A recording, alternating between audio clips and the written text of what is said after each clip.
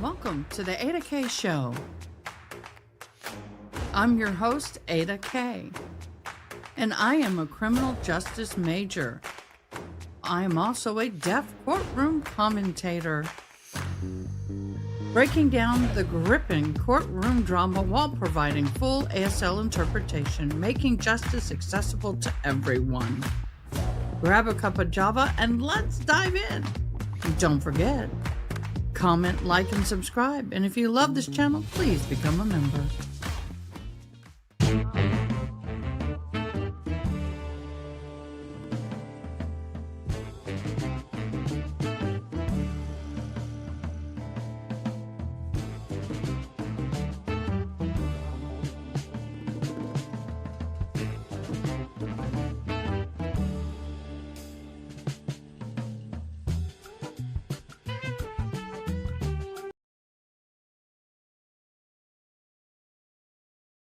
Hello, everybody, and welcome to our Members Only Live.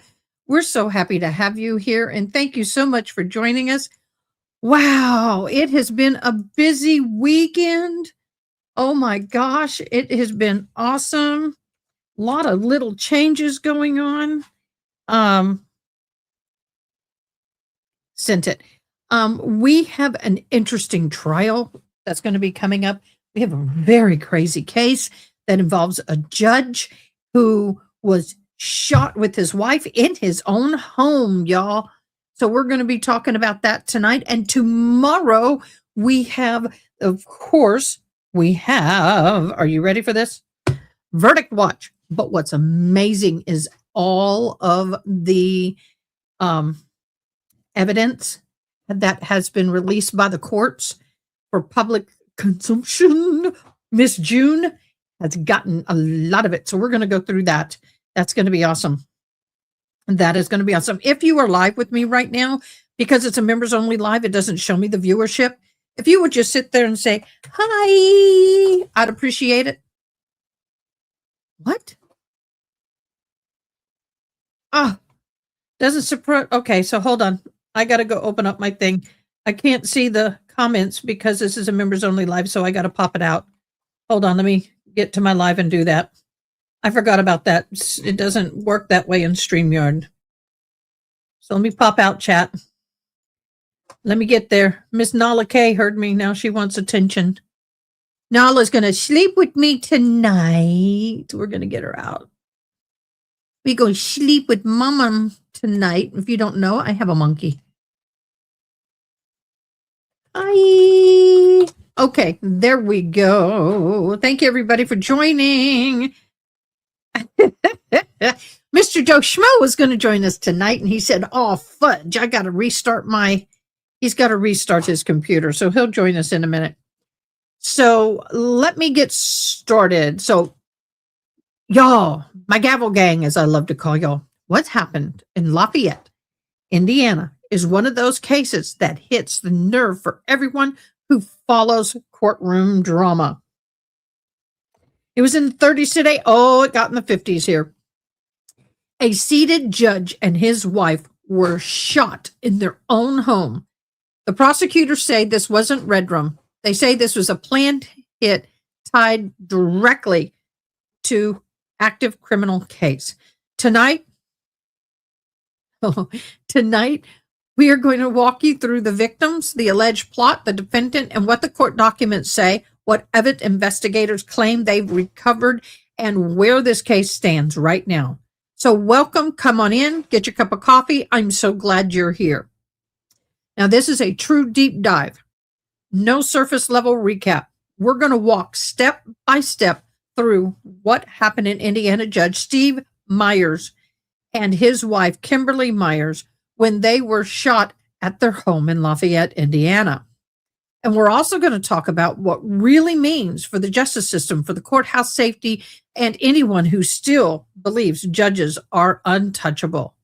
This is a members only live stream for a reason. I'm going to be more direct, more detailed, and more candid, and I will never, sort of kind of wouldn't do in public lives.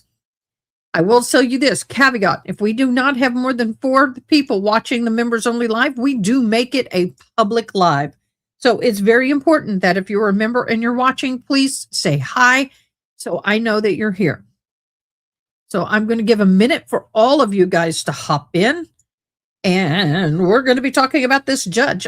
I mean, if you saw the thumbnail. Hi, Miss June. How are you doing? So, Honey, Angela, June, have you guys heard about this case? Because you know what's interesting? This case is in Joe Schmo's hometown. Yes, Mr. Joe Schmo lives there. Hence why I asked him to join us. Mod, since that's all that's here. I'm going to give it another 10 minutes. What do you think? Go ahead and comment in live chat or in private chat in Discord.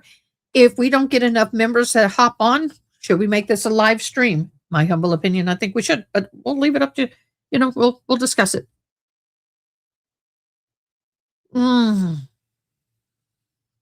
So needed that coffee.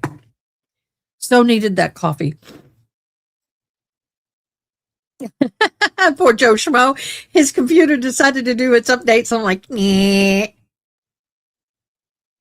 Well, the next case we're going to go through is going to be one in June's territory. That's going to be the next deep dive. Also, I think I found an international case. I know we put international cases on hold till the new year. And then a lot of stuff has happened. But I am still interested in doing the international cases on Wednesday. So what I think I'm going to do is do those as a premiere. Because I am committed on Wednesday nights. For those you don't know, I have started my master's program back in school. And it feels crazy good, but scary. Yeah. So I'm waiting for Mr. Joe. By the words yes or no in comments, are y'all okay with me opening this up to a live stream when Joe hops on if we have no more members? Because this is a really crazy case, y'all.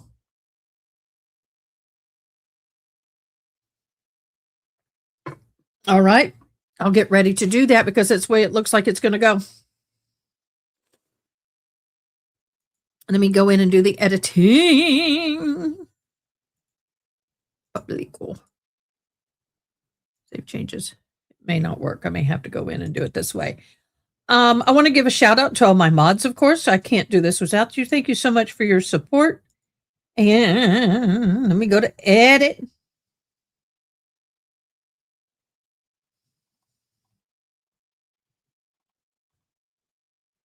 I got to find it.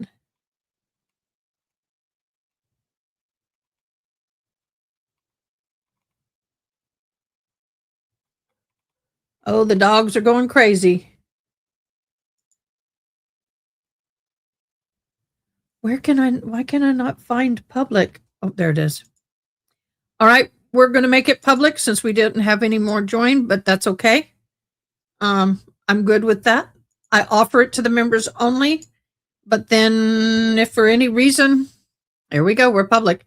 If for any reason that we don't have enough, then we'll be happy to share with everybody else. It just gives the paying members an opportunity to have something exclusive. Hello, everybody. Thank you so much for joining. I'm going to double check and make sure it is a public live. I have changed some things, and I hope y'all have seen them. We have changed the banner in our YouTube channel. We've made a lot of changes. Little changes, nothing too dramatic, but little. But we're making some changes for the new year. Let me see what it says. I'm just validating that it is a public live. Did not hold public. Done. There it is. Now it's public. It's saved. Sometimes it glitches. Okay, I have lined up in this live. We're going to have videos that are going to be a part of this.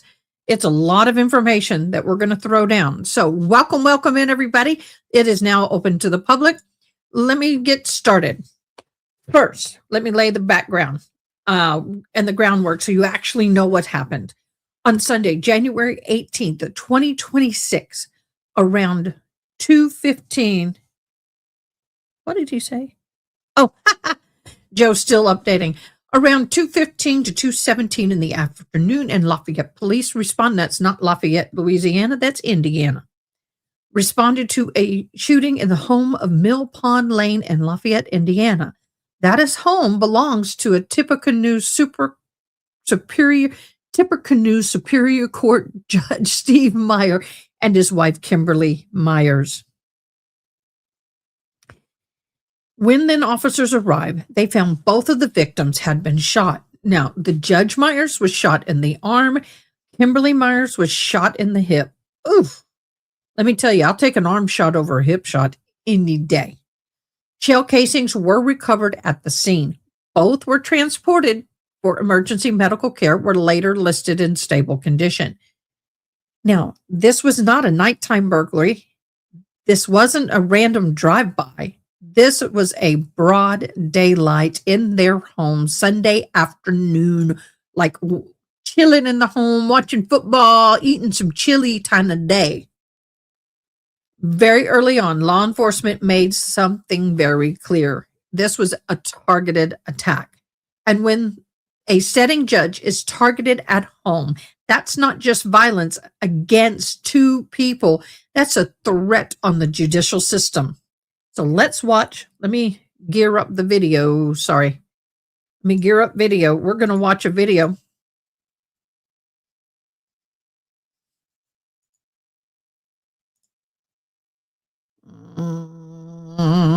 Let's do it here. All right, let's go.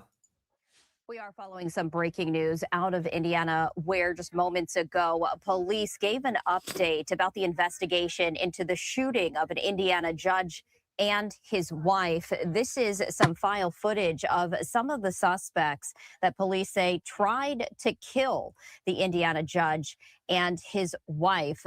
Authorities saying that this investigation into the shooting of the judge and his wife at their home show that in court documents, these accused members of a motorcycle club and a street gang, they worked together, according to authorities, in an attempt to kill the judge in hopes of derailing a domestic abuse case against one of the men. I did want to play out the very latest from police.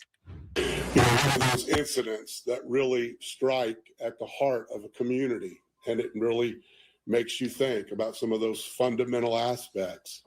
And I can tell you with a deep sense of pride that this community has really, really responded.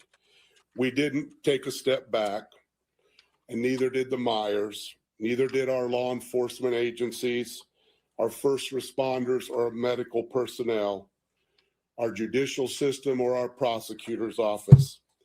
That did not happen in this community. This community stepped forward. It stepped forward with determination, and it stepped forward with perseverance. It demonstrated an unwavering commitment to our justice system, and with an overwhelming outpouring of kindness and compassion and support for the Myers family. When faced with violence meant to intimidate and disrupt, this community chose strength. We chose unity. We chose to stand together to protect the greatest system of justice in the world. I want to specifically recognize the Lafayette Police Department for all of their work, the incredible job that they have done, the hundreds and hundreds, maybe thousands of hours of work that they have put in to this case. I want to thank all of our other local, state, our federal partners that are here today, and some of you will hear speak. I can tell you what a tremendous, tremendous group of individuals and professionals. We cannot thank you enough. Through this difficult time, you have performed with the highest level of professionalism, competency, and determination. Your actions reflect the very, very best of public service and commitment to the rule of law. On behalf of the city of Lafayette, myself as the mayor, and personally as a retired captain with the Lafayette Police Department, I want to thank each and every member here today, your agencies, all your staff that played a role. From the bottom of my heart, I could not thank all of you enough. It is deeply, deeply appreciated. And because of that cooperation, we're here today for this press conference, and the dedication of many of those public servants and the courage and strength shown by Kim and Steve Meyer, that act of violence did not prevail. Our community remains strong, our judicial system remains intact, and together we continue to move forward united, resilient, and unwavering in our commitment to justice. Thank you very much, and I'd like to now introduce Chief Scott Galloway of the Lafayette Police Department.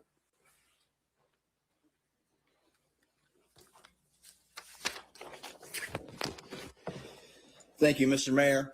And I do want to note, thank you for the kind words of support, that the mayor was engaged in this from the very beginning. At briefings, all the briefings that we had, even into the night, staying late for when we carried out our arrest plan. So thank you, Mr. Mayor, for your support. We live in a place where we have great leadership with our city council and with our entire community. So again, it starts at the top. Good morning, everybody. My name is Scott Galloway, Galloway. I'm the police chief for Lafayette Police Department. And I want to, just like the mayor said, I want to welcome members of the media who traveled here from Indianapolis or wherever, and also our local media members. Thank you for being here. This is an important thing that we're here to discuss. And I want to start by saying, kind of like the mayor mentioned, we are proud of our city, and I'm deeply proud of the men and women of the Lafayette Police Department. They stand dedicated to keeping this community safe every single day. The arrests made in this case are a result of the combined effort involving multiple local, state, and federal agencies. Across the board, this was a lion-hearted effort. This investigation never stopped. The response from law enforcement was tenacious, focused, and unrelenting. The personnel of the police department, utilizing every skill, resource, and technical advantage at their disposal, worked with sheer will to develop probable cause necessary to remove these 5 people from our streets. In doing so, they secured the very justice to which Judge Meyer has dedicated his entire life. This was a true partnership alongside the Indiana State Police, the FBI, and the vital support of our Tippecanoe County Sheriff's Department, West Lafayette Police Department, and Purdue University Police Department. Thank you for assisting us and giving us resources that we needed to get these violent criminals off the street. We must remember why we are here today. For Judge Meyer and his wife, this is personal. They are not just public officials. They are pillars of this community who have dedicated decades of their life to public service. They are kind, generous people who embody the values of Lafayette. While we are heartened that Judge Meyer and his wife are on the road to recovery, we recognize that this attack was more than an assault on 2 citizens. To me and every law enforcement leader on the stage and the people they serve, this was an assault on the rule of law itself. By targeting members of the judiciary, the individuals didn't just attack a person, they attempted to strike the very foundation of our justice system and the safety of our entire community. I want to extend a sincere thanks to Prosecutor Harrington, as attorneys, as investigators in his major crimes unit. They worked alongside us 24 hours a day, drafting warrants, subpoenas, providing critical investigative insights, and meticulously constructing a comprehensive probable cause affidavit that brought us to this point. We do now have a little bit of a video to show you, and I can kind of narrate through this. This provides the scale of this operation. We're going to provide footage regarding the apprehension of the suspects, Raylan Ferguson, Thomas Moss, and Blake Smith. It's critical to recognize these arrests were synchronized in a single operation, coordinated across multiple agencies and jurisdictions that all occurred simultaneously. So we can show this and kind of narrate a little bit as we go through. Get this started. What is available? So this first one is Raylan Ferguson, who was arrested in Brookston on a traffic stop conducted by the Indiana State Police, our street crimes unit, and FBI. You see the 2 state troopers getting out. That's Raylan Ferguson there. They detained him. The body cam footage you see is of our street crimes officers who then take him into custody in the back of a squad car and start the booking process.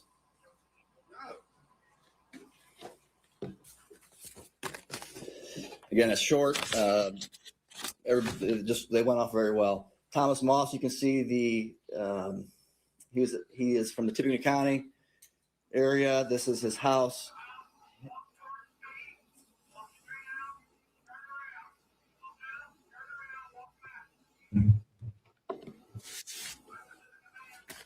Step to your left. Now walk backwards slowly. Keep going. Keep going. Keep going. Hands up. Keep going. Keep going. Keep going.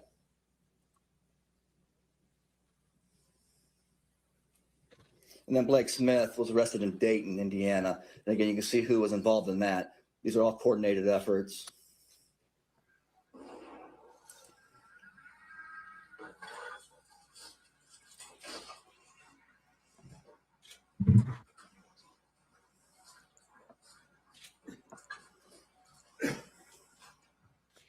Okay, is that the robot or is that just the TV? It's somebody else's, that's someone's cell phone. I thought that was the robot, going in and busting, but it wasn't.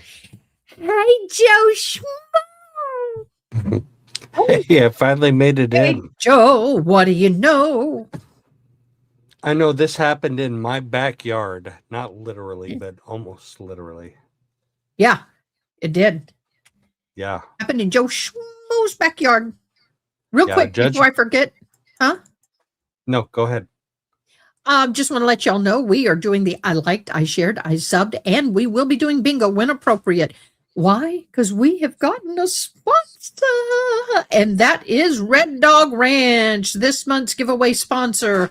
So please, you have to hit that thumbnail. If you don't hit that like button, you can't be a part of the bingo, y'all. So you need to share. You shared, share. It's just as easy as hitting that like button. You'll be entered into a drawing. Okay, Joe. Yeah. So Judge Myers has been a seated judge in Tippecanoe County for a long time. Clearly, he was the judge in a case that these people wanted to make go away. And they were a horrible shot. Like, you had one job. You had one job, take out the judge and his wife, and they didn't get it accomplished. So they're going to go to jail for a very, very, very long time. Yeah. Well, we're going to go through this in very painstaking detail. Not painstaking, but in detail. So I just made all that. So we got the I share, I liked, I subbed going. So y'all make sure now the I sub, just so you know, that's for you if you've never subbed before. But we're going to, we got a little bit more of this to watch, but let's go ahead and finish watching this and we'll talk more about the details. And that's Blake Smith being apprehended and walked to the police car. No one was injured during any of these. Again, that goes to the testament of the planning and execution of all the SWAT teams, of the members of our local community, FBI, and state police. Also arrested at this same time was Donata Greer, and we thank the Lexington, Kentucky Police Department and the FBI in Lexington that assisted with that. Amanda Millsap was arrested here at Lafayette Police Headquarters building. In closing, for my comments, I want to again thank the men and women of the Lafayette Police Department for their tireless dedication, as well as community partners who stepped forward with case facts and evidence. Their cooperation was vital. And at this time, I want to turn it over to Tippecanoe County Prosecutor Patrick Harrington. Thank you, Chief. I also like to thank some other law enforcement agencies for their help. As many of us know in our community, when this first happened, we did not know the scope of this or who else may be targeted. The Audubon Town Marshal, Benton County Sheriff's Department, Battleground Marshals, Dayton Town Marshals, Clinton County Sheriff. We thank the Tippecanoe County Sheriff's Department. This is an overwhelming task of logistics for the sheriff to have to coordinate his staff with all these different agencies. I thank personally the West Lafayette Police Department for what they've done, and also the Purdue University Police Department. The resources that our office uses, as the chief just said, is we have a major crime unit. It involves 3 prosecuting attorneys, an investigator, in our high-tech crime unit. We were called on this case in real time within the first probably 30 minutes. We've been with them almost nonstop since then. The chief outlined what we've been doing. What you see here in our community is a collaborative effort that we work together, different agencies, to solve crime, to make our community one of the safest in the United States. You may have questions about the process going forward. You should have been aware of the Indiana Supreme Court appointing the Cass County judge over this case. We do not know yet, and it may have been set while I've been here, any initial hearing dates or their locations. But that process will move forward, and they will have their initial hearings. That's all I have for you. Once again, thank you, law enforcement, for helping and assisting all of us in this. I'd like to introduce Lieutenant Colonel Al Williamson of the Indiana State Police Investigative Division. Good morning. As we all know, this was a severe attack on our judicial system. This wasn't just going after a man and woman in their house. They went after him for a reason. He was targeted. When this happens, this occurred, we were contacted by Lafayette Police Department. We have a great working relationship with their police department. Our agency's input and work on this case involves the best part was our laboratory, Indianapolis Regional Lab. Over the weekend, 3 of our analysts came in on their own time off, and they weren't supposed to be working on evidence for this case. It involved our SWAT, all of our high profile technical units came out, our undercover people came out, and as you saw in the video, the road troopers assisted as well. We can't thank Lafayette, FBI, Sheriff's Department, everybody we've worked with on this case. We're assisting Lafayette. We're in an assist role. They are an excellent department. They did a great job. All we can hope for is a positive resolution. So show the message that we will not tolerate this. This will not be taken anywhere in the state of Indiana or anywhere in the country when you start attacking the judicial system that we uphold today. So thank you. I'd like to introduce Special Agent in Charge, Tim O'Malley, FBI. Ada, pause. Ada K, pause. Good morning, everybody. My name is Tim O'Malley. I'm the special agent in charge of the FBI for state of Indiana. Over a week ago now, there was an attack against, a senseless targeted attack against a member of the judiciary. The FBI and the Department of Justice stand with this community, and our thoughts and prayers are with you as they continue to recover from this act. Violence or threats of violence against the judiciary or any public service is unacceptable. Attacks like this strike at the core of who we are. I understand it's unacceptable, but attack like that against anyone is unacceptable. I'm not trying to be mean, but just because you're a public servant doesn't mean that it's acceptable to us. I just cringed when I heard that. I'm sorry. No, but one of the other things that we need to pay attention to in this is that 5 suspects were arrested in connection with this attempted murder. So Red Drum, oops, I said it. So that's okay. We're going to go over each one of those people because I got the skinny on all of them. Right. So they're not that bright, right? Like 5 of them were arrested in short order. Yeah. I got ugly pictures, man. I got photos, man, and they ugly. Yeah.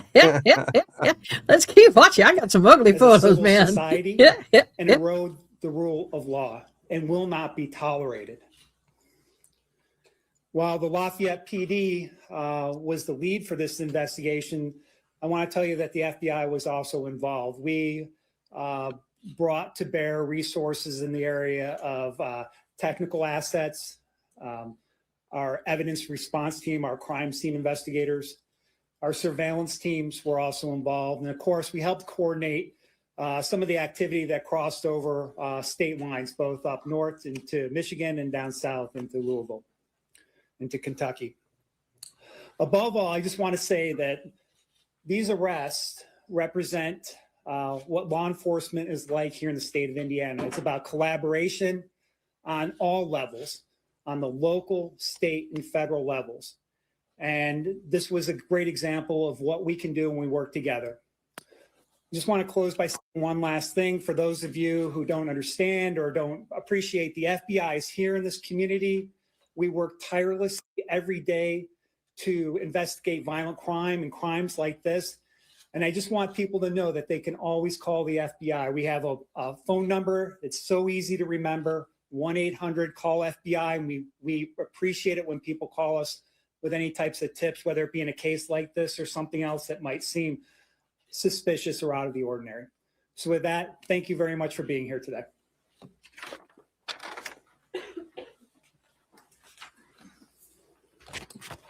Thank you. We appreciate the public's interest in this case and the media's role in sharing accurate information.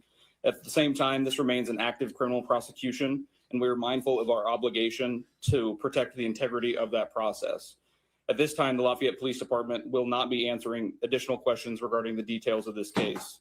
Any further inquiries regarding court filings, charging documents, or case scheduling should be directed to the Tippecanoe County Clerk's Office, which maintains the official court record. We appreciate your understanding and your professionalism. Thank you for attending this briefing. Okay, so y'all here are the famous five. Are you ready? Go, Schmo. I'm going to take you and I off. There we go. There's the famous five. Oh my God, the one on the far right. Poor woman. Oh my God. Sorry, not sorry. Okay, that's your famous five. Is that bad or what? Am I bad or what? Hey, Joe. She may have had a rough life. She had a rough life. We're gonna be nice. She had a very rough life. Okay, so now I'm gonna continue. Let me get my notes. I got notes, y'all. I made a lot of notes. So, can you imagine sitting at home and hearing, "We got your dog"? You open the door, bam. That's what happened. So the door knock, dog ruse, and prior surveillance. That's what we're going to talk about today. So one of the most disturbing aspects of this case is how the shooter got to the door. According to the reports, and by the way, I've seen the house. It's not in a locked gift community. It's not like this $400,000 home. I mean, it was a comfortable, modest middle-class home. It didn't have any major securities. But according to the reports and law enforcement accounts, there was a knock. Person outside said something along the lines, "We have your dog." The judge and his wife came to the door but remained behind it. That's when shots were fired through the door, striking both of them. Now think about it. This was not impulsive. This was sloppy.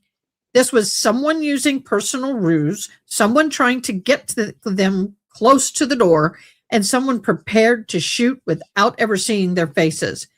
And there is something critical here. This may not have been the first time, or the first attempt, I should say. Investigators believe that 2 days earlier, on January 16th, someone came to the home late at night posing as a food delivery driver. Judge Meyer did not open the door. The doorbell video reportedly captured the person leaving with the food and the drink. That tells us that this house may have been scoped out, tested, and revisited. From the judicial safety standpoint, this is exactly what terrifies judges the most, because bypasses the courthouse deputies, the metal detectors, and targets them at their home. What do you say about that, Joe Schmo? So I think a couple of major points. First of all, he was not extremely wealthy. He's not like a judge making hundreds of thousands of dollars a year living in $1 million mansion. He's living in a upper middle class house in an upper middle class neighborhood, but there aren't gated communities in Tippecanoe County. There are practically none. So he was not in a gated community, so you didn't have to get through the gate. We all know there are ways to get through a gate in a gated community, but clearly this was somebody with a case that was going to be heard before him that the defendant wanted to take care of before that hearing took place. I And actually, the- once the commercial quits playing, I have let me see. I have a photo of the house.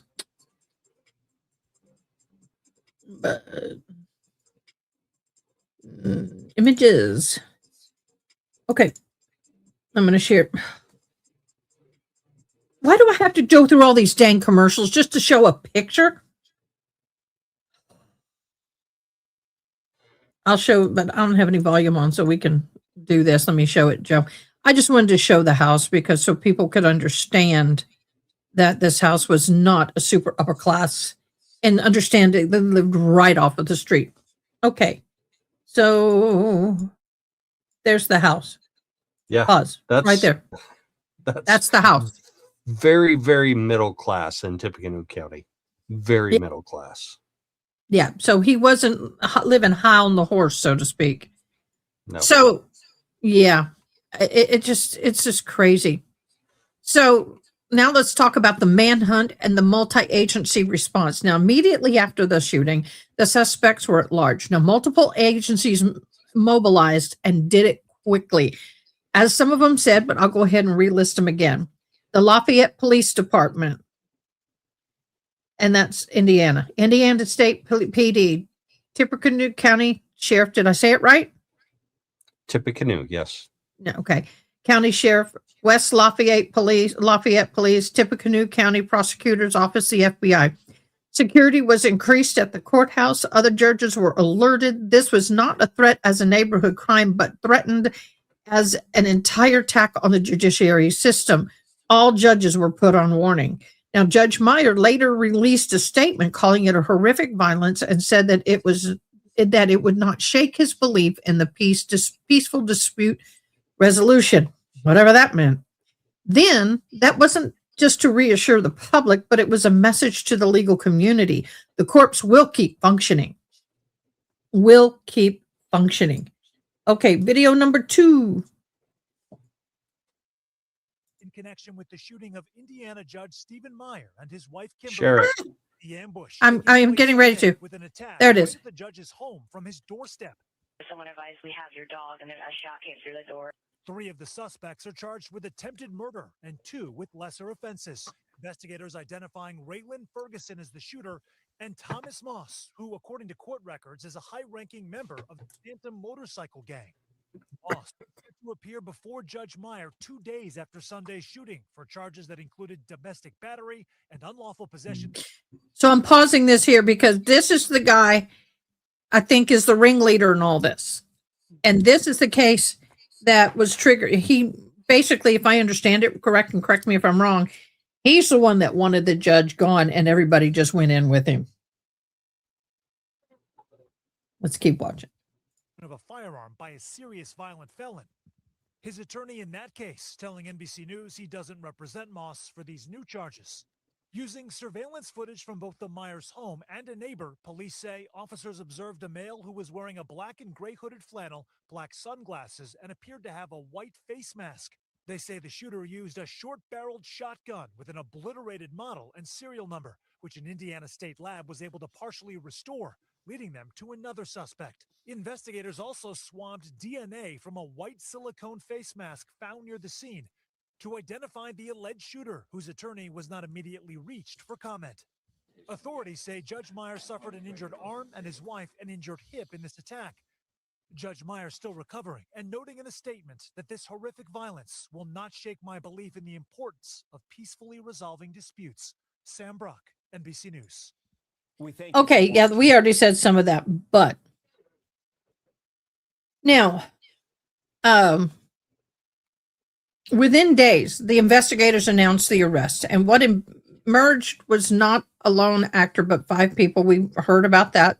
The conspiracy spanning Indiana and Kentucky, allegedly involving gang affiliations and a motive tied directly to an upcoming trial. First person, Moss Thomas Moss, 43, Lafayette, Indiana. He's described as prosecutors as a high-ranking member of the Phantom Motorcycle Club. He is scheduled to appear in Judge Meyer's courtroom just days after the shooting. The judge had reportedly denied a continuance. Jurors had been summoned. The trial was imminent. Prosecutors believe the shooting was intended. Hey, can you Google that club, that motorcycle gang for me? Phantom Motorcycle Club. Thank you. Appreciate it. If not, I'll do it in a minute. Prosecutors believe the shooting was intended to derail, intimidate, or retaliate against the court. The charges: attempted redrum, conspiracy to commit redrum, aggravated battery, gang enhancement, firearm enhancement, held on a multi-million-dollar bond. By the way, that was a $4 million bond. I won't show the other video. Blake Smith, 32, Lafayette, Indiana. Blake is accused of helping obtain the shotgun and the ammunition used in the attack.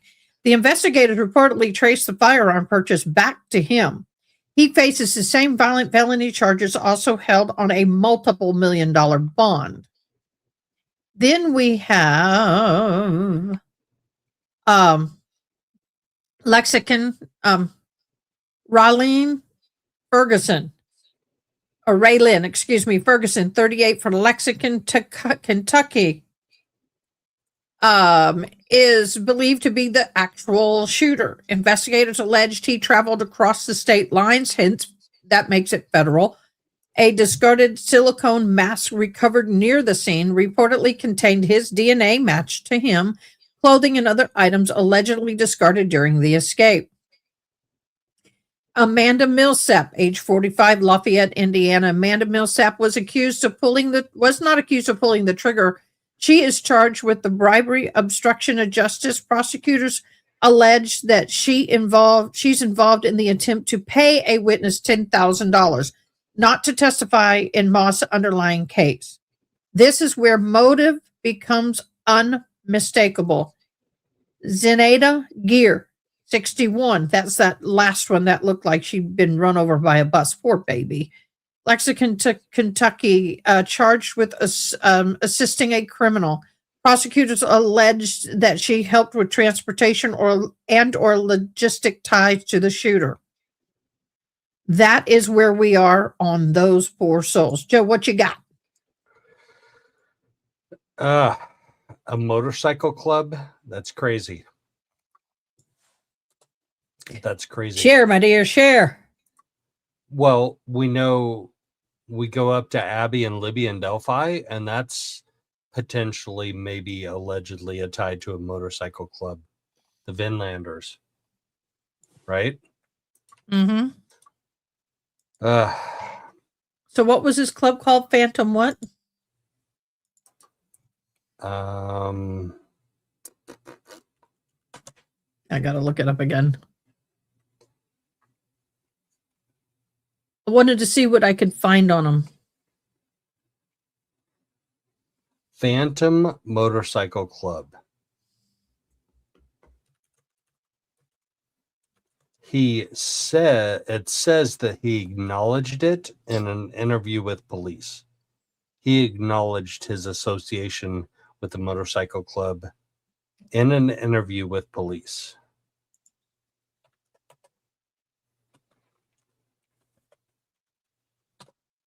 Uh-oh. So, the Phantom Motorcycle Club, per Google. Don't we just love Google, y'all? We love Google. Google me, Google you, Google all the day through. The Phantom Motorcycle Club is often shortened as Phantom MC. Thank you very much for that, honey. 2800 is identified as an Indiana law enforcement as a motorcycle club with criminal gang ties active in and around Lafayette, Indiana. They are not one of the nationally dominant outlawed motorcycle clubs like Hells Angels, Outlaws, or Bandidos. By the way, do you know what's interesting? As a part of my graduation, my thesis I had to write for this international gang class I had to take was on motorcycle clubs. I learned more than I want to know about motorcycle clubs. Way more. This may be a small group, but boy, they can be even more dangerous than the big ones. They are considered a criminal gang by Indiana authorities. Police and prosecutors have reportedly referred to the Phantom MC as a gang, not just a club, a riding club. They are involved in prior criminal cases involving the members, documented gang enhancement and charges that have been brought against other gang members. Their collaborative street gangs is also, and they believe in Judge with of course, it says Judge Myers shooting. The most high profile member, of course, is Thomas Moss because he's the one that did the shooting. They have ties to other motorcycle groups. So they classified them as not only a motorcycle club, but a gang, street gang as well. Most of the Phantom MC is centered around Lafayette, Indiana, West Lafayette, surrounding the area of Tippecanoe County. Members have been arrested, their cases have been prosecuted, and the gang classification has been documented.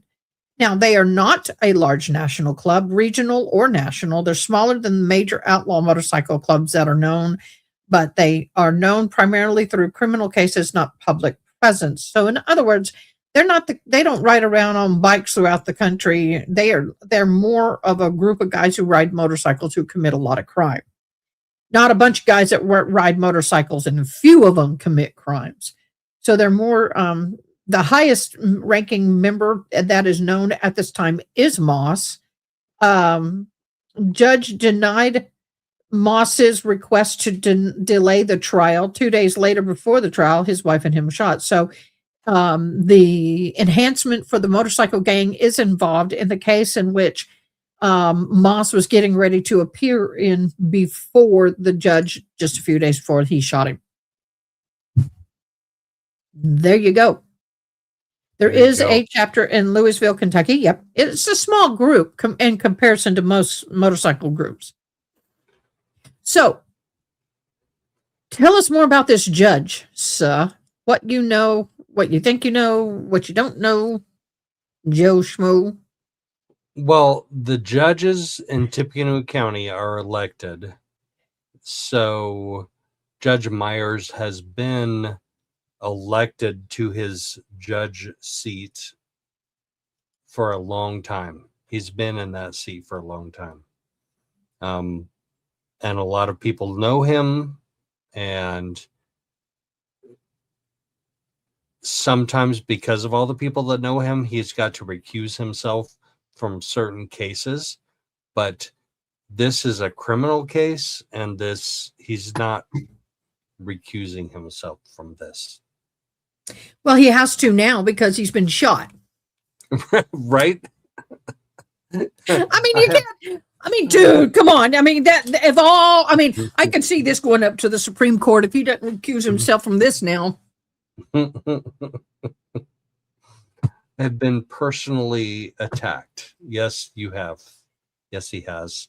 He's been more than personally attacked. He was shot. So they shot him through the door? Is that what we understand? He shot him and his wife through a door. Oh my gosh. And hit him in the arm and the wife in the hip. Now, let me tell you, I'll take an arm shot any day. If someone said, you're going to get shot, where do you want it? Arm or hip? Girl, take it in the arm. You can walk with your arm in a sling. That being shot in the hip is far worse. Sorry. You had one job. You had one job. One job. I love it. You had one job. And you missed. He missed. Well, no, he didn't miss. He just didn't unalive. Right. Thank you guys for commenting on my glasses. I finally can see, and I'm not sitting here like this, looking all angry. I had people tell me I looked angry all the time because I was squinting. Now I'm not squinting. The only bad thing is I can see where my cat has been laying on my pad, which I can wash. I have one of those big mouse pads, and I see dirt, kitty dirt, so I got some cleaning to do. Some cleaning to do. I didn't know I had to do. Thank you. You got a hello, it's Bridge. Please put it in all caps. It will not catch you if you do not. I mean, look, right now only have 5 likes. We have 1 shared entered and 1 sub entered. Thank you very much. I'm only going to do this a lot today because it's great. We do have a new sponsor who is sponsoring our monthly giveaways. Thank you so much, Red Dog Ranch. Thank you so much for your sponsorship. And it will be a $25 gift card at the end of the month Yes. to Amazon. Nice. Red Hey. Dog Ranch. Cheers. Yes, he does two things. He has a guided hunting. He does hunting and guides and stuff, but he also raises Vishlas and beautiful dogs. They're like 2,800 minimum per pup. He doesn't do a lot. He only has one or two females, and they have 2 litters and they're done. He fixes them. But he doesn't do a ton of breeding. It's just a little bit. But his big thing is the ranch, the hunting and stuff. Way cool. In fact, I've helped him set up pens for hogs. We've shot wild hogs. Let me tell you, those things get mean, nasty little suckers. Vishlas puppies are adorable. I know they are adorable. They're red. Looks like a red lab, but thinner. Cute. Cute. Puppers. Okay. So next video. Let me see what this next video. Oh, we got to get past the commercials. Last Sunday, I'm sharing. Hold on. Todd Pyro joins us with the latest. Hey, Todd. Hey, guys, a big break in this major case. Judge Stephen Meyer was simply in his home in Lafayette, Indiana on Sunday when he and his wife were shot. Now, following a lengthy investigation from Indiana police, 5 people have been arrested. Both Meyer and his wife have been in stable condition following the attack. But get this, each of now 5 alleged attackers have been arrested on attempted murder in the first degree and conspiracy to commit murder. In a statement following the attack, Meyer continuing to have faith in America's due process, saying, "I want the community to know that I have strong faith in our judicial system.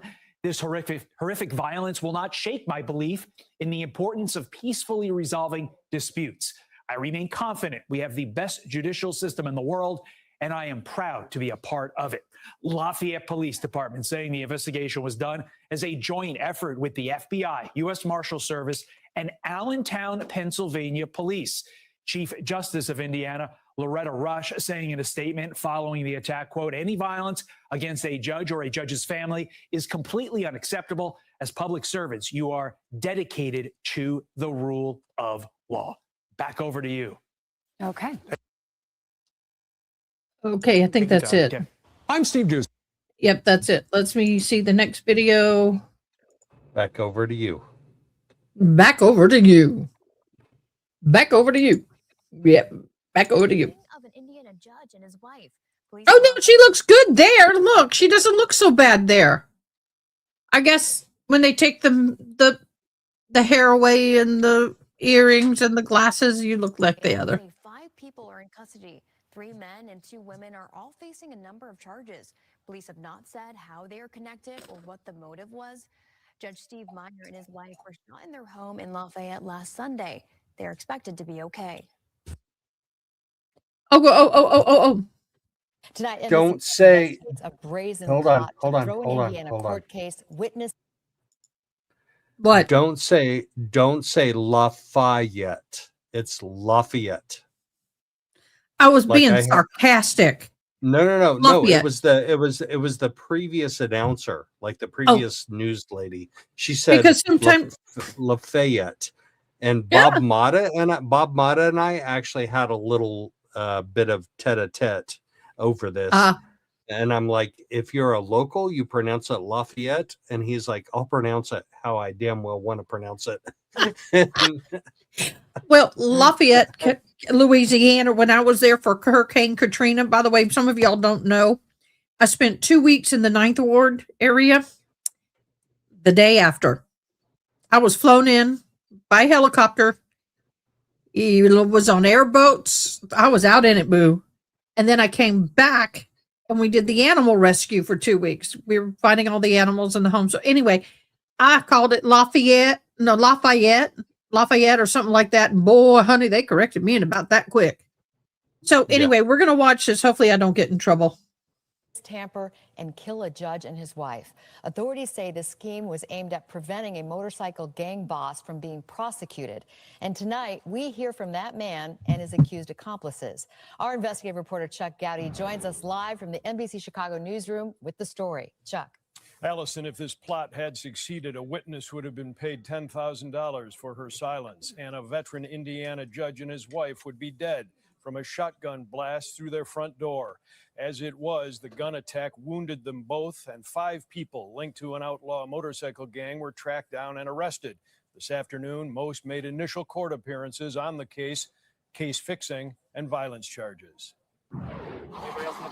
No. Investigators say they arrested Raylan Ferguson after a several-day manhunt. 38-year-old Ferguson from Kentucky tracked through doorbell cam video from here at the Tippecanoe home of Judge Stephen Meyer and his wife Kim. Authorities say Ferguson blasted a shotgun through the judge's door, wounding him and his wife on the other side. Authorities say the accused hitman was recruited by this Indiana motorcycle gang member, Thomas Moss, who was also arrested last week. 43-year-old Moss, the alleged mastermind of the death plot. Police say to avoid an upcoming jury trial on domestic violence charges. Today, Moss escorted into the very same courtroom he was trying to kill and bribe his way out of, according to prosecutors, now facing even more serious charges, getting choked up as he told the judge he didn't want a lawyer and would defend himself. None of the things that were alleged that happened directly actually tie me to any of these incidents that occurred here. I am presumed innocent. I've not done anything since I've been in jail that would warrant me Wow. to be That's crazy that they have this aired live. They never do that in Tippecanoe County. Okay, say that again, Joe.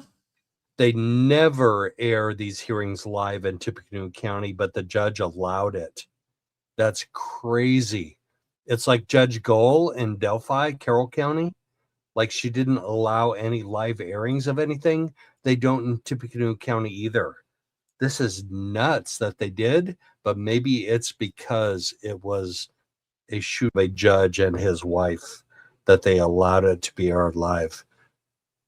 So my number one this priority fool is going to represent himself. Oh my God. I'm like, are you kidding me? Are you? I'm like, oh y'all, we're going to be, this is going to be a good trial. I can't wait. And I'm right It's here. gonna be good. I'm literally like 15 blocks away from the county courthouse. So my number one priority is justice for London in Oklahoma. But I guarantee you that I'm following this case too. Hey, Joe, there's a question for you. Can we get public documents? And if so, do you know the web link? Yes, I do. Can you help us get documents for this, please? Yes, I can. I have them right here. Oh, send them to June. Go into Discord and put them in private chat with June, please. She'll put them in the right place. Sorry, Miss June. I just volunteered you. So let's keep up with this. But this guy is representing himself. I wonder how long it's going to last. Are we going to have a male version of Sarah Boone? This is going to be good. Sarah Boone, Lori Daybell, like all Lori the people. Daybell. But this is what's his name? Who is that? Who is that one guy who represented himself and he argued and did this to the judge and she kicked him out of the courtroom like 100 times. Who was that crazy man? It was a year ago. Oh my God. Oh, we also need the Daryl Brooks. That's it. Daryl Brooks. Thank you, June. Oh, and if you wouldn't mind Darrell. giving her the web, Darrell. Yeah, And Darrell can you? Brooks. Yeah, and can you send the link? Waukesha. Yep. Waukesha. Can you send the link to June? Yep. Yeah. That will be interesting. Let's get back to that. State of Indiana versus Thomas Gregory Moss. Moss and his alleged hired gun, Raylan Ferguson, ordered held on bonds of at least $5 million. 3 other people also facing charges in connection to the witness tampering and attempted judge murder case, including this man, 32-year-old Blake Smith from Lafayette, a fellow gang member, police say, who provided the gun used in the ambush shooting. Also in court today, Amanda Millsap, accused of trying to bribe a witness in Moss's initial... Okay, I got to do this. I got to go back. Look at these kids bringing this guy in. They look like they're 13 years old. Look at this. This man, 30. Look at him. I mean, I'm sorry.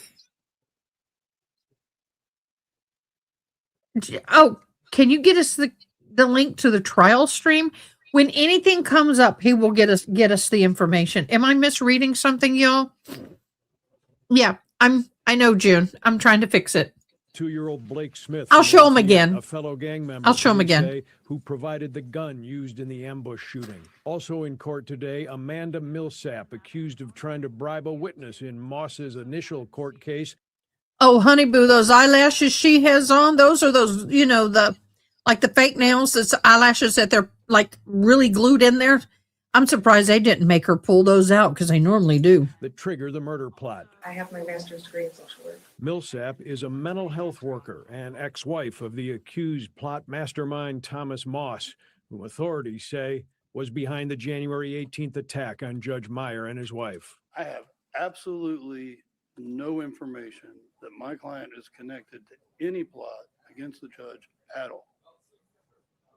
Last word from Lafayette is that both Judge Meyer and his wife Kim are recovering from the 2 shotgun blasts through their front door.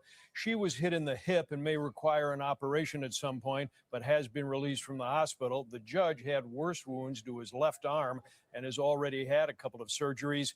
We are told he's now hospitalized in Indianapolis, Stephan. Wow. First of all, here's the pictures again of all the suspects. I guess the redhead is the prettiest one of them all. A shotgun. That's big different than like a rifle gun, like an AR or a handgun.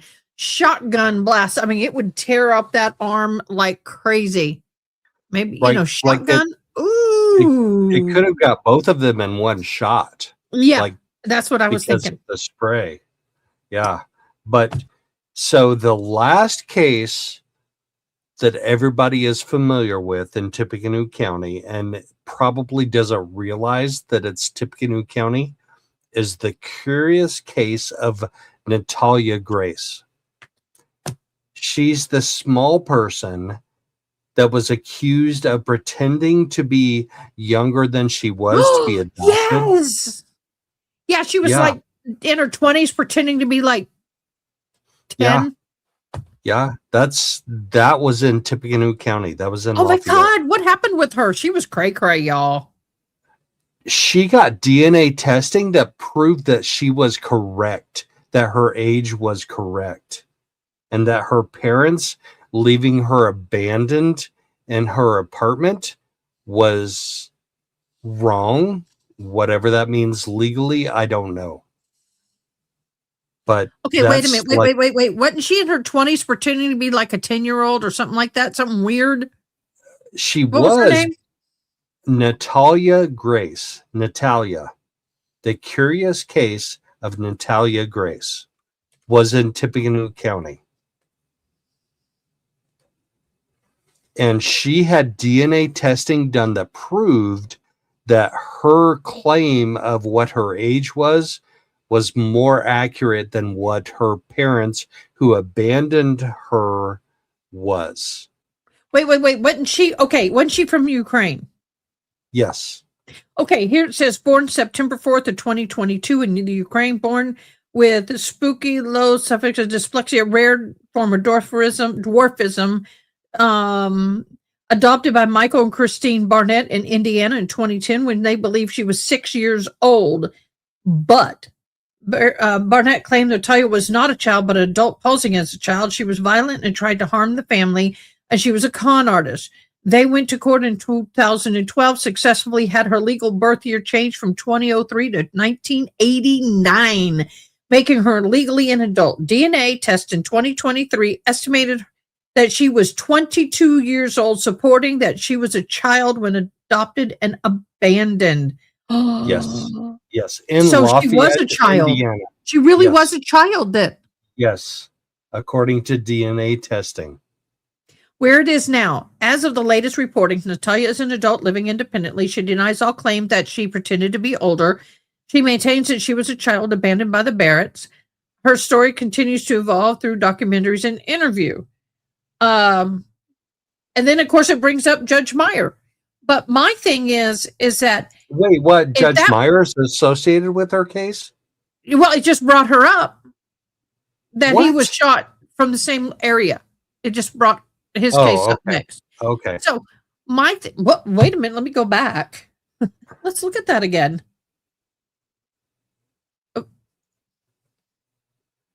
Oh, come on. Let me see which one. So anyway, what was her Grace? Natalia Grace.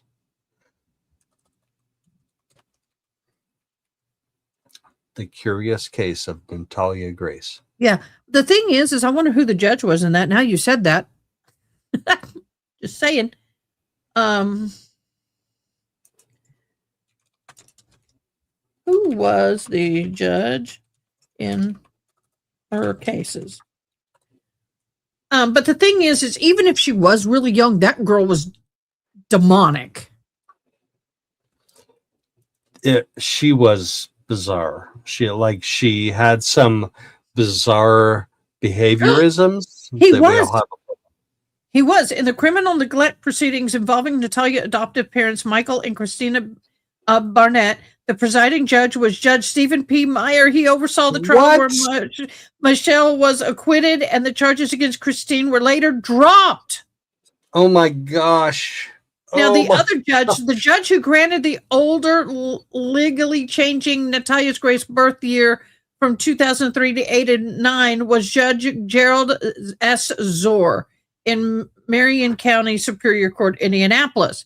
But Meyer, our judge we're talking about, was the preceding judge over the adoptive parents, Michael and Christina Burnett, the neglect case in 2019 to 2023.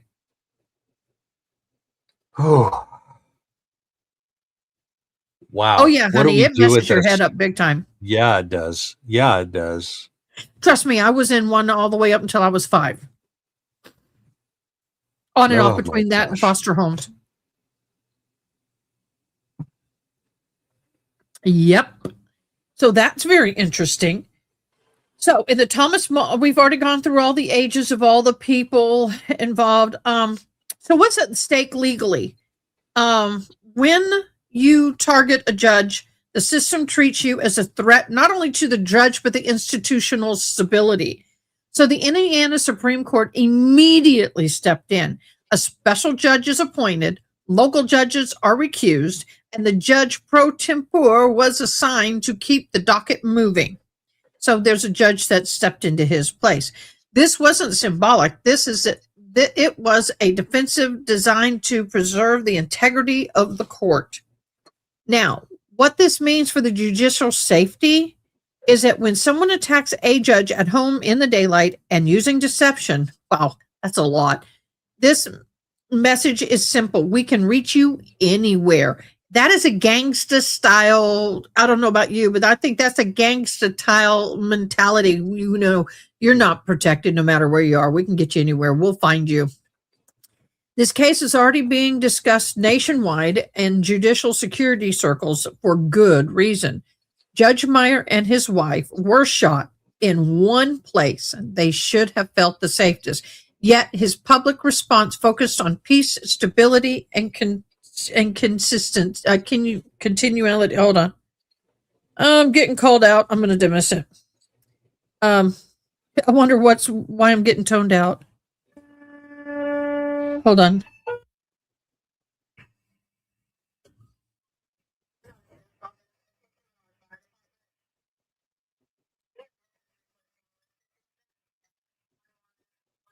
It's a medical lift assist. I'm fine. So Judge Meyer and his, by the way, I'm a firefighter volunteer and I'm on this weekend. So yeah, his public response was focused, like I said, on peace and stability. Kimberly Meyer didn't choose a public role. She was targeted simply because of who her husband is. Now, I don't know if they actually took out a thing on her and him or just him, and because she went with him to the front door, she was collateral. And let me tell you, gangs don't care about collateral at all. When you attack a judge, you attack a family. So, One of the things I want us to talk about is number one, Joe, I thought maybe you and I could talk about this, is the planning, the escalation, the motive, the vulnerability, the system, and the resilience. Planning. It is simple to plan to go after a judge. That's pretty ballsy in my language. What do you think? Yeah, and they weren't real smart about it because they got caught. I mean, that's the bottom line. 5 people wrapped up in this. 5 people. Not one person who's the shooter who runs away on a motorcycle in a car, gets his plate read on a plate reader somewhere, or on a city camera, or on a neighbor's camera, a doorbell, a Ring camera, whatever it is. They were not real bright because 5 of them got caught in this web. Sorry, I'm Gesundheit. still having allergies. Gesundheit. Salud. I forgot to take my allergy meds. The migraine yesterday was so bad that I haven't taken my allergy meds. The numbers are starting to climb again now that the snow is gone. The ice is gone. It is bad. So the escalation. What really surprises me is why on earth would you involve 5 people when you're going to go after a judge? I mean, I would think he probably would have gotten away with it a whole lot easier if it was an individual and he didn't tell anybody, kept his mouth shut, and he just kind of did it all himself. So it really shocks me he went to a judge and took 4 of the people with him in doing so. Well, if you're going to do that, then you better do it right. Like, you had one job and you messed it up. You take out the judge and his wife. Nope, you didn't do it. You shot through the door, got his arm, you got her hip. No. And that could have just been one shot with a shotgun. You're right. Right. Yeah, exactly. I got the song going off in my head. I shot the sheriff. I shot the judge. I really but I feel bad didn't for the shoot the deputy judge. motive. Well, there are multiple ways to get yourself out of a case, but this is surely number one. That's thinking outside the box, dude. Well, the dude that pulled the trigger is not the primary dude. This Thomas Mills dude is the primary dude. Yeah. He's the one that set it up and ordered the hit. And the guy that actually pulled the trigger is not even the main hit man. I'm sorry. In this. If you come to me and ask me to unalive a judge and offer me $10,000, I'm going to look at you and go, boo, you might want to add about 4 more zeros on that, baby. Right. Yeah. And even then, I ain't doing it. I'll turn you into the FBI just for the suggestion.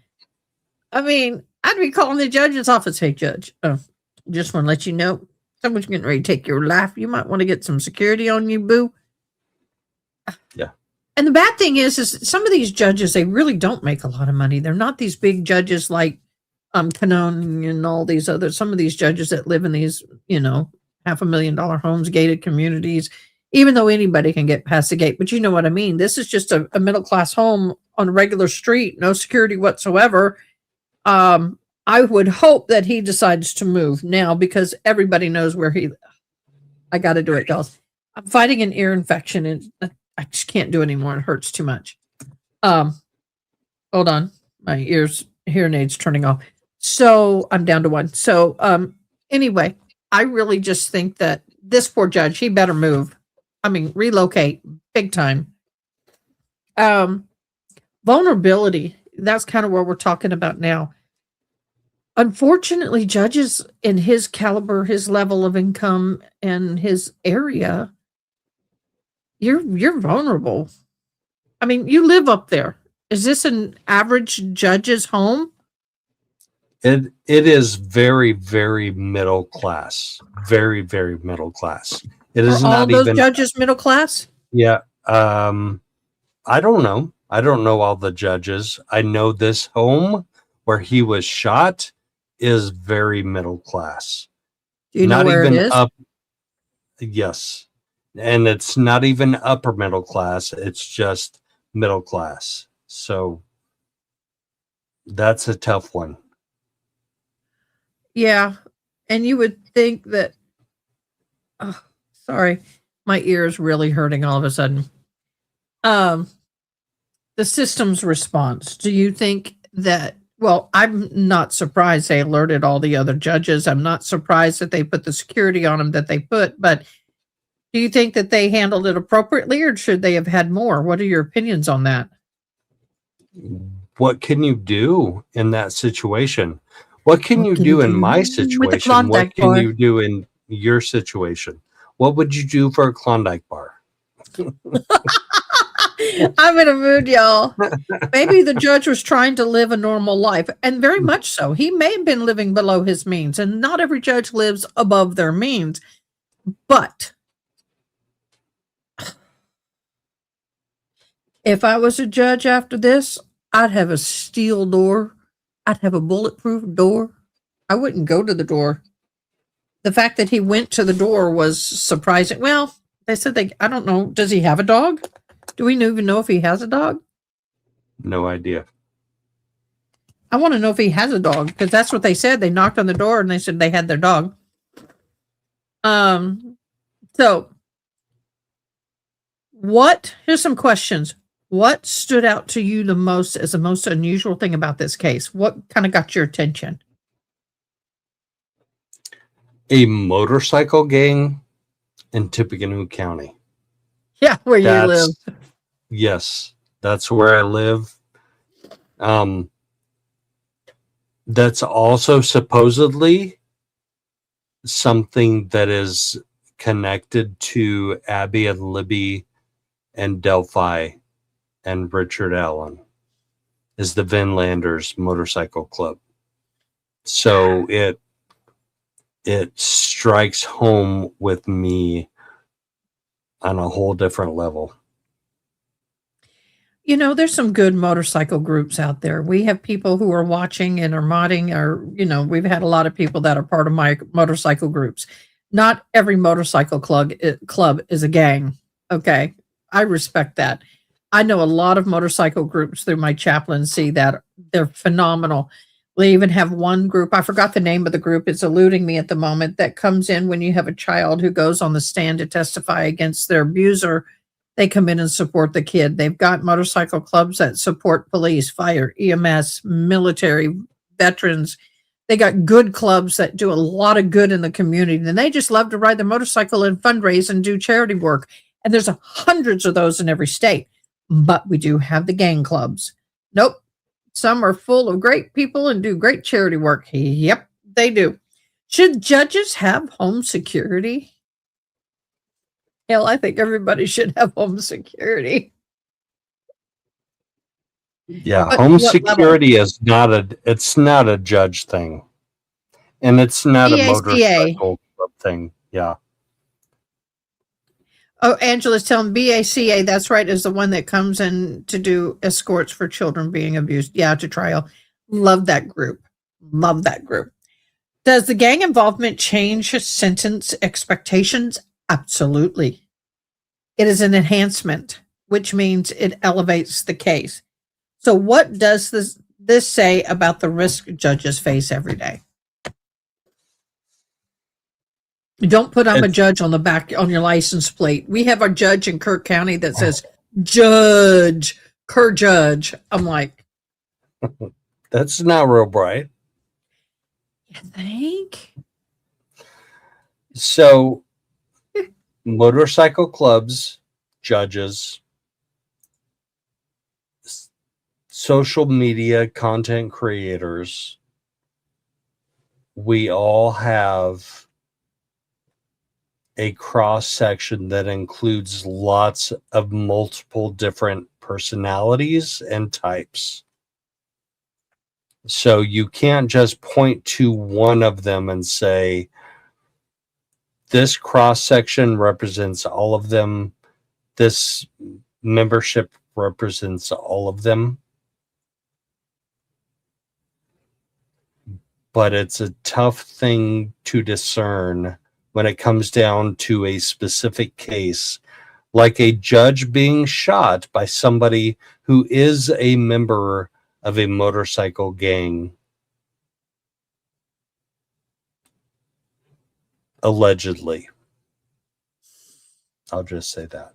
Allegedly. You have to always say allegedly. Well, you know, I remember as a young child in Petaluma, California, there was a lot of Hells Angels back in the 80s or late 70s, early 80s. And I remember my mom was terrified of every man who rode a motorcycle and had a vest on, leather vest, you know, the gang vest. And she would all but shake every time she saw a motorcycle. A guy with a vest on. Back then it was really bad. They were really bad up there. But just saying, not all of them are horrible. So I just feel that in today's day and age, there's no respect of position anymore, no respect for authority anymore. And people said, well, I'll just take them out, get rid of the problem. But the problem is created another problem, because not only does he have the crime that he committed before, now he's got this one. And guess how much the bond is? $4 million bond. Who has a $4 million bond? Even was it the Steins case? He didn't have a $4 million bond. Did he? He had that high. The one that walked in and just the sheriff that shot the judge. What was his bond? Do we know? I got to go find it. Let me see if I can find the case in our thing. Quick enough.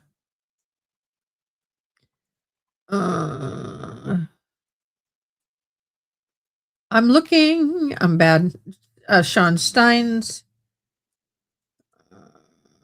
Trying to find it. June, you do a fabulous job with this. I'm trying to scroll up. $50,000. $50,000 is sought. There it is. $50,000 bond for him, right? Yeah. For a sheriff walking into the judge's chambers and killing him in judge's chambers, but you have a gangsta who shoots a judge and a wife and didn't unalive them get $4 million bond. Do you think that bond is a little overreaching, or do you think it's appropriate? Yes. Some people say there should be no bond. I agree. They shouldn't be a bond in Steins as well as anybody else's bond. If you shoot a judge, dead or alive, there's no bond, in my humble opinion.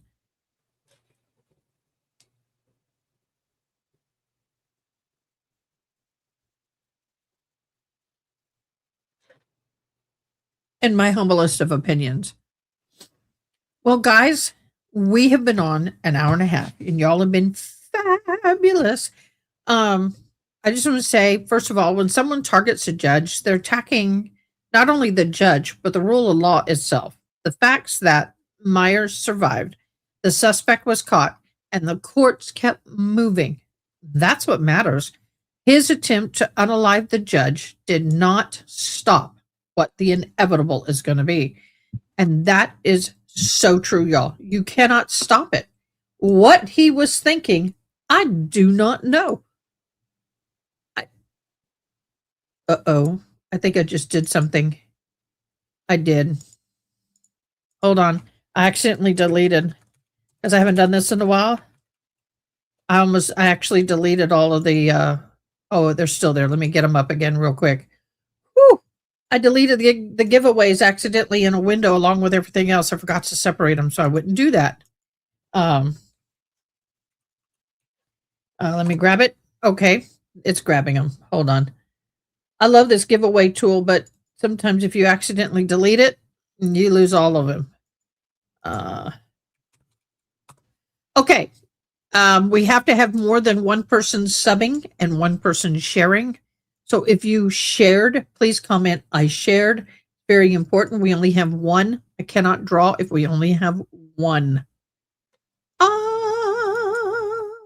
there it is. I like that. We got a lot of likes. Joe, did you like? Did you like some? Did you share? No. All capped. I liked.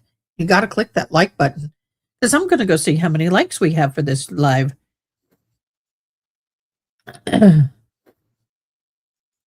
Why does it always get worse at night? Please tell me. Please tell me, why does it always get worse at night when you have allergies? We have 13 watching. Woohoo! How many liked? Let me get my comments. 16, no, 17 because I'm doing it. Yay! Thank you guys so much. Yeah. So we're going to go and do the drawing real quick. Let me do the I liked because we have enough to do it. If you have not shared, do we have another one that says share? We only have one person share, so they automatically get it. So let me do the share screen. There we go. Share. Put Joe up here with me. All right. All right, Barbara, you need to put it all in caps. All capital, no lowercase, all caps. Just like you see, honey, same for you. You did it like in Nightbot. ILIKED. Do it all in caps, boo. It has to be like this. I'll put it on the screen. Let me put it up on the screen so you can see how it needs to be. Joe, bless you, child. Bless you, my dear friend. Goodness gracious. Oh, there you go. There you go. All right, let me see if it got it. It did. Okay, so we can do it. All right, here we go. We're going to do the giveaway for... Why is it... All right, let me see if I can find music because my thing isn't working. I'm having a... All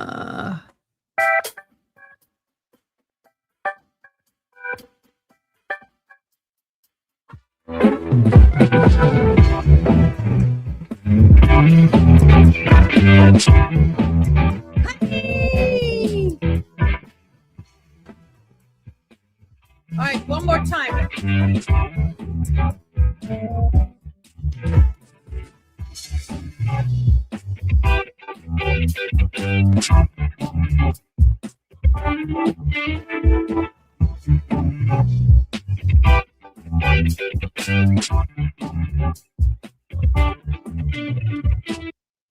Woohoo! Okay, let's go to the I shared. Let's go to the I shared. I shared. You ready?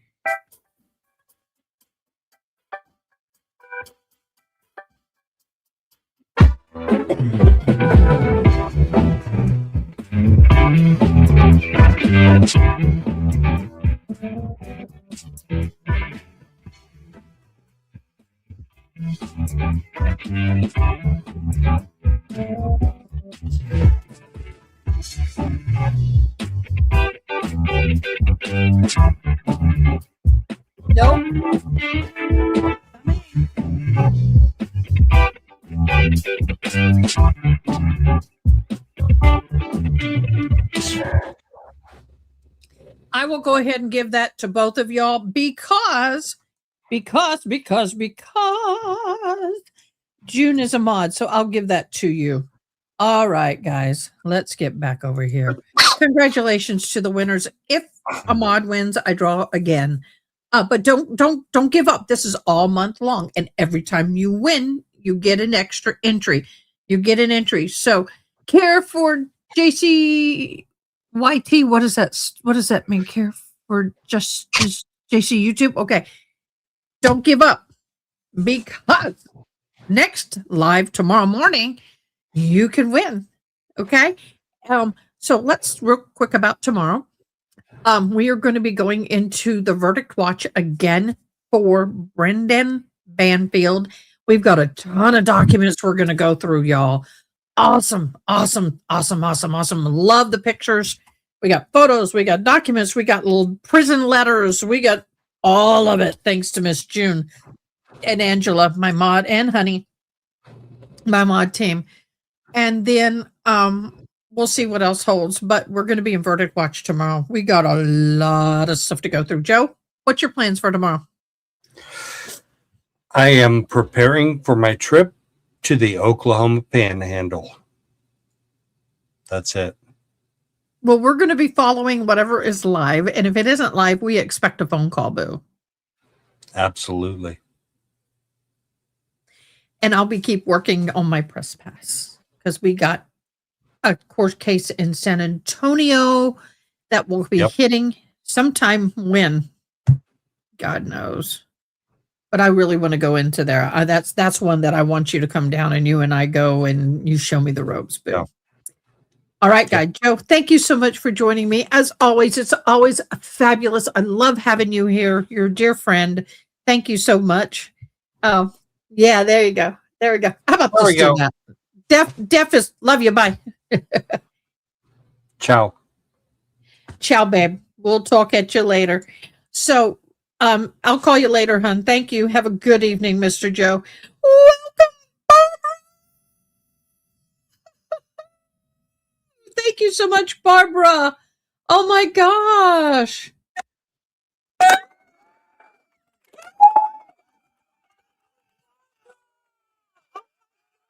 Thank you. Thank you for becoming a member. We love and appreciate you. Thank you so much. Welcome to the family. And that's what it's all about, y'all. We're family here now. Now, I hope to see all of you tomorrow morning. We will be live somewhere between 8:30 and 9, depending on when the court goes live. When we wrap up here, I'll create the live stream so y'all will see it. Now, make sure you click that bell so you know when I go live. Only place for me now. Oh, thank you. Love and blessings. All right, everybody. Y'all have a good evening. We'll see you bright and early tomorrow morning. Thanks for watching. Please comment, like, share, and most importantly, subscribe. I hope you have an awesome day. Till next time, take care.